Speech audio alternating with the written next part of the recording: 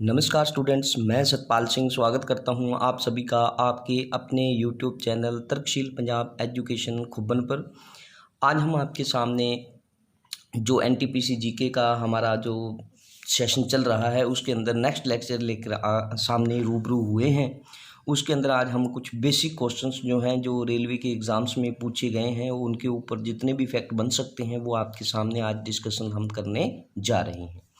सबसे पहला क्वेश्चन आपके सामने आया है जी, सह्याद्री पर्वत किस राज्य में है? तो सह्याद्री पर्वत का अगर आंसर देखा जाए तो ये बनेगा हमारा महाराष्ट्र में।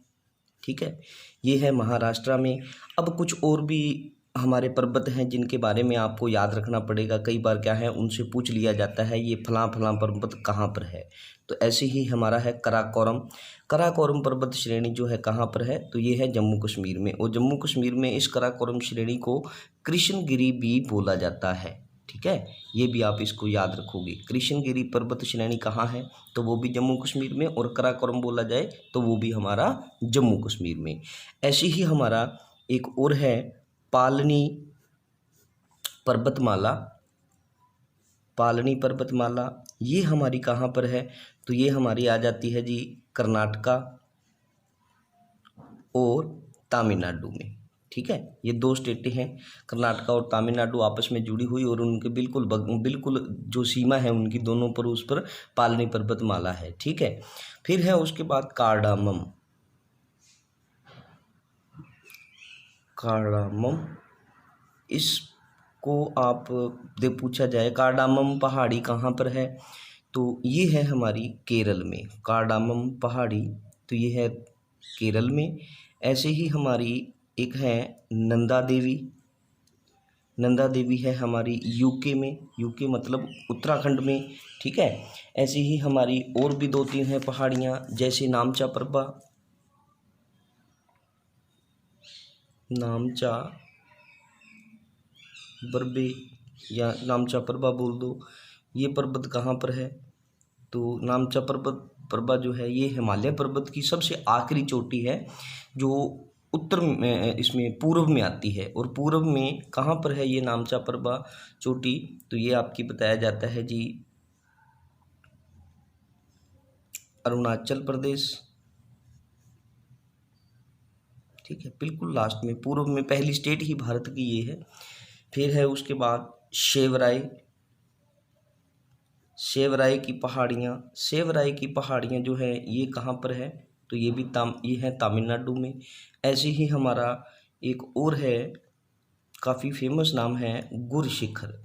गुरशिखर कहाँ है? तो ये है जी हमारा राजस्थान में। और गुरशिखर जो है ये अरावली पर्वत की सबसे ऊंची चोटी है और इसकी हाइट अगर आपसे पूछी जाए तो ये 1722 मीटर के आसपास जो है बताई जाती है। ठीक है, तो ये भी आप इसको याद रखोगे।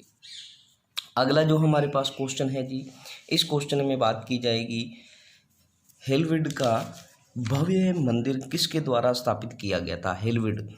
अब ये जो हेलविड का मंदिर है ना, सबसे पहले तो देखो एक चीज़ याद रखना, ये हेलविड का जो मंदिर है ना ये है कहाँ पर?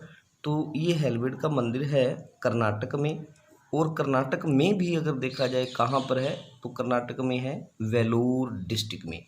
अच्छा, अब ये वेलोर डिस्ट्रिक्ट में किसके द्वारा स्थापित किया गया है? तो ये किया गया है होयसलाओं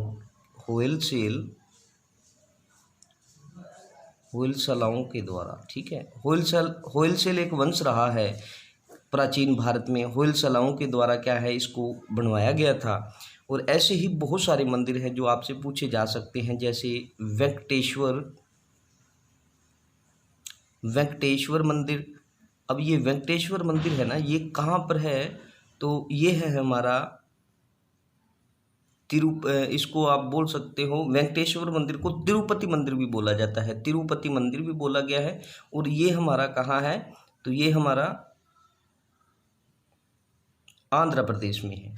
ठीक है, एपी बोल दो या आंध्र प्रदेश बोल दो। ठीक है, फिर है मीनाक्षी मंदिर। मीनाक्षी मंदिर जो है ये कहाँ पर है हमारा? तो मीनाक्षी मंदिर है तमिलनाडु में।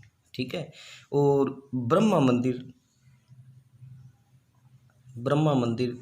ब्रह्मा मंदिर भारत में एक ही जगह पर है और वो है राजस्थान में पुष्कर में। ठीक है, पुष्कर में है ये ब्रह्मा मंदिर राजस्थान। और उसके बाद है महाकालेश्वर मंदिर। महाकालेश्वर मंदिर, अब ये जो महाकालेश्वर मंदिर है ये महा आ गया है तो महाराष्ट्र आप तुक्का लगा सकते हो। ठीक है, अब आगे देखें कैलाश मंदिर जो है ये कहाँ पर है, तो ये भी हमारा महाराष्ट्र में है, एलोरा की गुफाओं वगैरह में। और ऐसे ही हमारा एक और मंदिर है लिंगराज मंदिर। इस लिंगराज मंदिर को कहाँ पर माना जाता है, तो ये है जी हमारा उड़ीसा में। ठीक है, ये भी आप याद रखोगे। ऐसे ही हमारा एक और है बृहदेश्वर मंदिर। ठीक है, बृहदेश्वर मंदिर भी भारत में बिल्कुल लास्ट में है, ये तमिलनाडु में। ठीक है, ये भी आप याद रखोगे बृहदेश्वर मंदिर। तो ये कुछ मंदिरों के ऊपर बात थी, तो ये भी आपने देखा ध्यान से। अब अगला क्वेश्चन जो है हमारे सामने वो है, भारत में पहली बार बैंकों का राष्ट्रीयकरण कब किया गया था। देखो, भारत में पहली बार मतलब राष्ट्रीयकरण जो है वो 2-3 बार हुआ है। अब देखा जाए तो जो पहला राष्ट्रीयकरण हुआ था पहली बार जो राष्ट्रीयकरण हुआ था वो हुआ था 19 जुलाई 1969 को। ठीक है, और इस समय बैंकों की जब संख्या थी राष्ट्रीयकरण के बाद तो वो थी 14। फिर उसके बाद जो दूसरा राष्ट्रीयकरण हुआ है बैंकों का वो हुआ है 15 अप्रैल 1980 में। और इस समय जो बैंकों की संख्या जो राष्ट्रीयकरण किया गया बैंकों का वो थे 6। तो अब देखो राष्ट्रीयकरण बैंक कितने हो गए हैं टोटल, तो वो है 20। और अगर वैसे बात की जाए तो अब वर्तमान में कितने हैं, तो ये हैं हमारे 19। ठीक है, अब 19 क्यों हैं, वैसे देखा जाए तो 20 बनते हैं, क्योंकि पहला जो राष्ट्रीयकरण हुआ उसमें 14 बैंकों का किया गया और बाद में दूसरे में 6 का किया गया, तो टोटल तो 20 हुए। लेकिन हम वर्तमान में कितने हैं, 19। इसका एक कारण है, क्या है कि इस 20 में से एक बैंक ऐसा था जिसको बोला जाता है न्यू बैंक ऑफ इंडिया। ठीक है, न्यू बैंक ऑफ इंडिया। ठीक है, इस बैंक का क्या है जी 1993 में राष्ट्रीयकरण इसका क्या है, ये घाटे में चल रहा था और इसका क्या है विलय कर दिया गया था। देखो 20 थे, 20 में से एक बैंक जो था न्यू बैंक ऑफ इंडिया, इसका क्या है 1993 में ये घाटे में चल रहा था, उसकी वजह से क्या है इसका विलय कर दिया गया। और जब इसका विलय किया गया तो वो विलय किस में किया गया, पीएनबी में, मतलब पंजाब नेशनल बैंक में इसका जो है विलय कर दिया गया। और जैसे ही इसका विलय किया गया तो इसकी संख्या कितनी रह गई फिर राष्ट्रीयकृत बैंकों की, तो वो रह गई है हमारी 19। ठीक है, तो ये चीज़ें इसमें याद रखोगे आप। अच्छा, उसके बाद आगे चलते हैं। हमारा अगला जो हमारे सामने क्वेश्चन आ रहा है उसमें पूछा गया है भी लोकसभा में किसी विधेयक को धन विधेयक के रूप में कौन प्रमाणित करता है। तो इसका जो सिंपल आंसर बनेगा हमारा वो बनेगा जी लोकसभा अध्यक्ष। ठीक है, लोकसभा जो अध्यक्ष है वो ही इसको प्रमाणित करता है भी कौन सा बिल है या मनी बिल है या नहीं है। ठीक है, धन विधेयक के रूप में। अच्छा, फिर क्या है, जो राज्यसभा होती है, जो राज्यसभा होती है ये क्या है, धन विधेयक जो होता है ना उसके लिए केवल क्या है सिफारिश कर सकती है,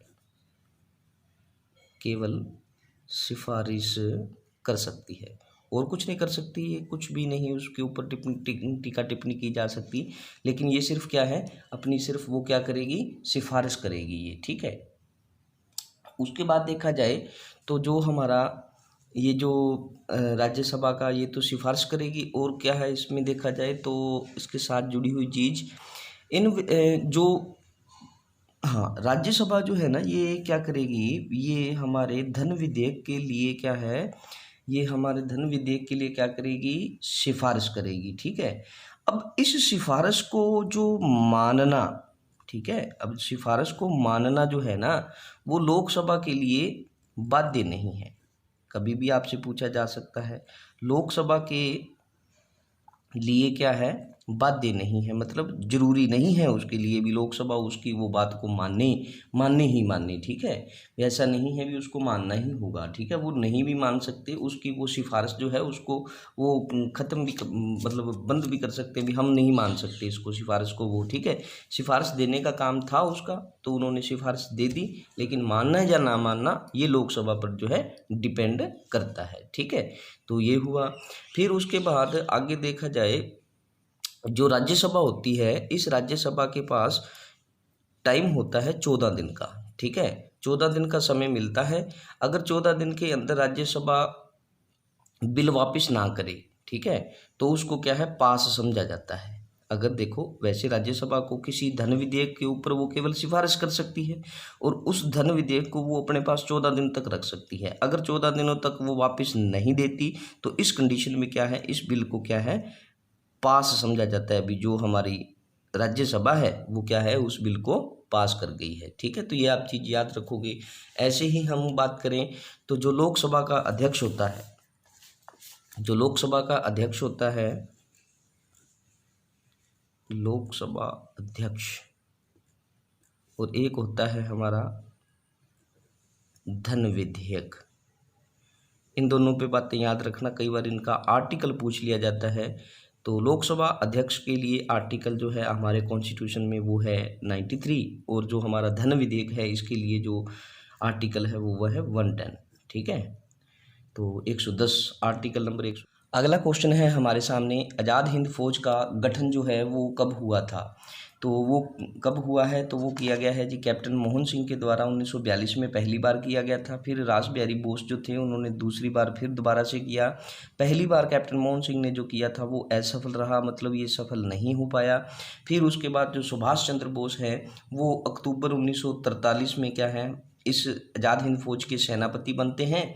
इसकी 4 ब्रिगेड हैं, 4 ब्रिगेड हैं। एक है Jawahar brigade, Gandhi brigade, Subhash brigade और रानी लक्ष्मीबाई ब्रिगेड, ठीक है। तो ये इसके बारे में आप जो है चीज़ों को याद रखोगे।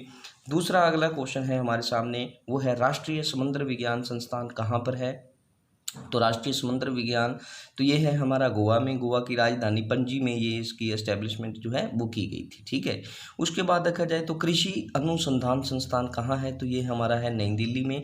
ऐसे ही केंद्रीय गन्ना अनुसंधान संस्थान जो है वो हमारा कहाँ पर है, तो वो है हमारा तमिलनाडु में। और प्रॉपर जगह की अगर बात की जाए तो वो है हमारी कोयम्बटूर, ठीक है, कोयम्बटूर। ये तमिलनाडु में एक जगह है जहाँ पर ये क्या है, मिलता है। केंद्रीय गन्ना अनुसंधान संस्थान जो है वो कहाँ पर है, तो वो है तमिलनाडु में। और तमिलनाडु में जो जगह है प्रॉपर वो हमारी कौन सी हो जाएगी, तो वो हो जाएगी हमारी कोयम्बटूर, ठीक है। यहाँ पर ये हमारा पाया जाता है। ऐसे ही देखा जाए तो आगे बहुत सारी और भी चीज़ें हैं, जैसे हम बात करें राष्ट्रीय तंबाकू संस्थान, ठीक है, राष्ट्रीय तंबाकू संस्थान, ठीक है। तो ये हमारा कहाँ पाया जाता है, तो ये पाया जाता है जी राजमुंद्रे, राजमुंद्रे जगह है। वो राजमुंद्रे जगह कहाँ है, तो ये हमारी है आंध्र प्रदेश में, ठीक है। ये भी आप याद रखोगे, राष्ट्रीय तंबाकू संस्थान। और वैसे देखा जाए तो तंबाकू सबसे ज़्यादा होता कहाँ है, तो वो आंध्र प्रदेश में ही होता है, ठीक है। चीनी अनुसंधान केंद्र, चीनी अनुसंधान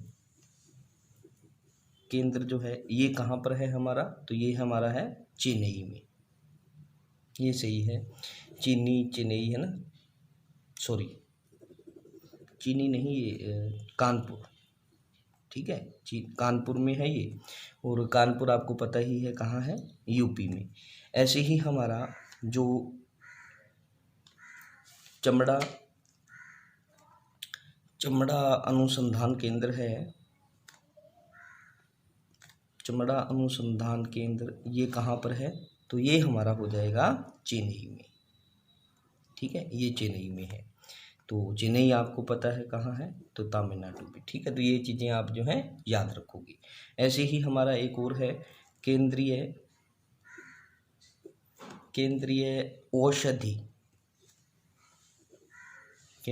औषधि अनुसंधान केंद्र, ठीक है। ये हमारा कहाँ है, तो ये हमारा है जी लखनऊ में। और लखनऊ आपको पता है कहाँ है, यूपी। ठीक है, तो ये हमारा हो जाता है। ऐसे में इसके क्वेश्चंस के जितने भी फैक्ट बन सकते थे मैक्सिमम, ये वो चीज़ें बताई जाती हैं जो आपको क्या है क्वेश्चंस पूछे जाने की संभावना है या जहाँ से क्वेश्चन पूछे गए हैं। ठीक है, अगला क्वेश्चन है हमारे सामने जिसमें पूछा गया है जी, राज्यसभा के पदेन अध्यक्ष कौन होते हैं? राज्यसभा के पदेन अध्यक्ष जो होते हैं वो होते हैं हमारे जो उपराष्ट्रपति होते हैं। ठीक है, उपराष्ट्रपति जी जो होते हैं हमारे वो क्या है जी, राज्यसभा के पदेन अध्यक्ष होते हैं। ठीक है, और कौन सा आर्टिकल है इनके लिए? तो ये है आर्टिकल नंबर 63, कहता है कि भारत का एक उपराष्ट्रपति होगा। और आर्टिकल नंबर 64 जो है ये बोलता है भी जो उपराष्ट्रपति है वो क्या है, राज्यसभा का एक पदेनाध्यक्ष है। देखो 63 बोलता है भी भारत में एक उपराष्ट्रपति होगा, और ये बोलता है भी भारत में एक उपराष्ट्रपति जो है वो एक क्या होगा, पदेन अध्यक्ष होगा। ठीक है, तो ये दोनों चीज़ों को आप याद रखोगे। ठीक है, और उसके बाद अगर देखा जाए तो ये उपराष्ट्रपति वाली जो व्यवस्था है ये कहाँ से ली गई है? तो ये ली गई है अमेरिका से, यूएसए से ली गई है। ठीक है, और उसके बाद क्या है, जो उपराष्ट्रपति होता है ना, ये इसके बारे में एक चीज़ और हमेशा याद रखना, उपराष्ट्रपति कभी भी क्या है किसी भी राज्यसभा का क्या है सदस्य जो है नहीं होता। राज्यसभा का सदस्य नहीं होता, वो सिर्फ क्या है पदेन अध्यक्ष होता है। राज्यसभा का सदस्य नहीं है इसलिए क्या है वो किसी भी प्रकार का जो वोट है वो नहीं दे सकता। लेकिन एक चीज़ हमेशा याद रखना, वो क्या है वोट नहीं दे सकता, लेकिन क्या है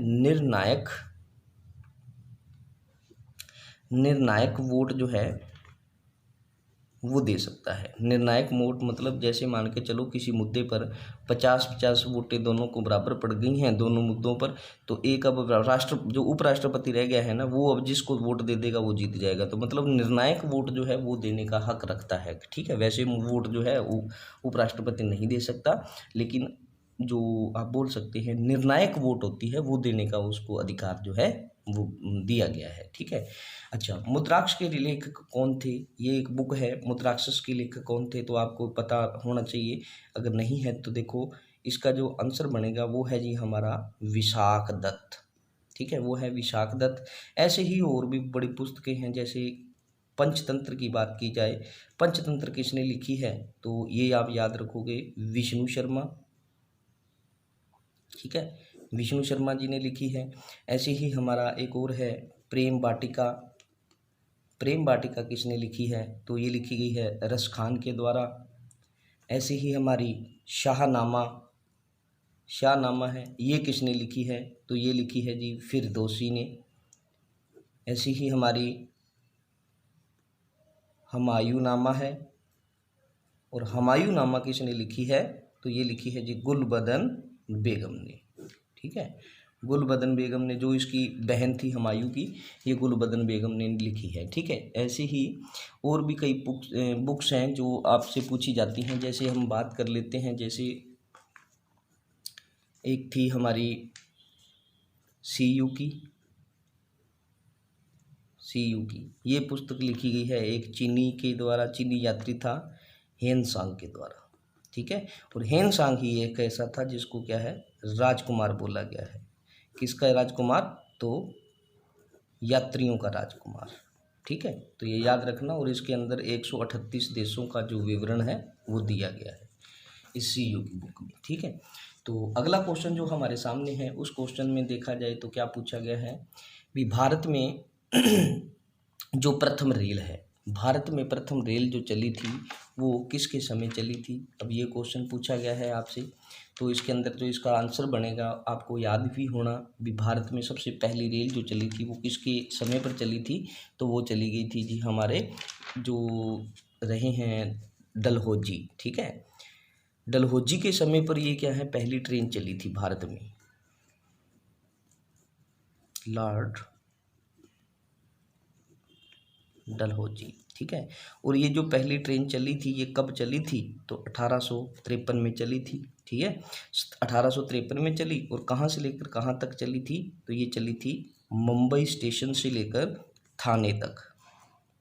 और आज मुंबई स्टेशन का जो नाम है वो है जी शिवाजी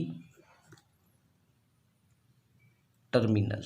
ठीक है, तो शिवाजी टर्मिनल से थाने तक चली थी और टोटल डिस्टेंस कितना कवर किया था, 34 किलोमीटर का इसने डिस्टेंस जो था वो कवर किया था। ठीक है, और इस ट्रेन में बताया जाता है 14 डब्बे थे और 3:30 बजे आसपास ये ट्रेन जो थी ये चली थी। ठीक है, तो ये हमारे इसके अंदर क्वेश्चन थे आज के मैक्सिमम, और उम्मीद करता हूँ ये क्वेश्चन भी आपको समझ आए होंगे और बेसिक फैक्ट्स थे। और याद रखना, इनमें से पता नहीं कौन सा क्वेश्चन जो है आपके एग्ज़ाम में पूछा जा सकता है। ठीक है, तो आप प्लीज़ इसको ध्यान से पढ़ते जाइए और मैक्सिमम क्वेश्चन भी आपको क्या है प्रोवाइड जो है करवाए जाएंगे। ठीक है, तब तक के लिए मिलते हैं जी हम अगले नेक्स्ट लेक्चर में आपसे। तब तक के लिए आप सभी को मेरी तरफ से धन्यवाद जी। और प्लीज़ अगर आपको सेशन अच्छा लगे तो प्लीज़ मैक्सिमम बच्चों तक, हमारी इतनी हेल्प आपको करनी ही पड़ेगी, आप मैक्सिमम बच्चों तक इसको शेयर कीजिए। ठीक है जी, धन्यवाद।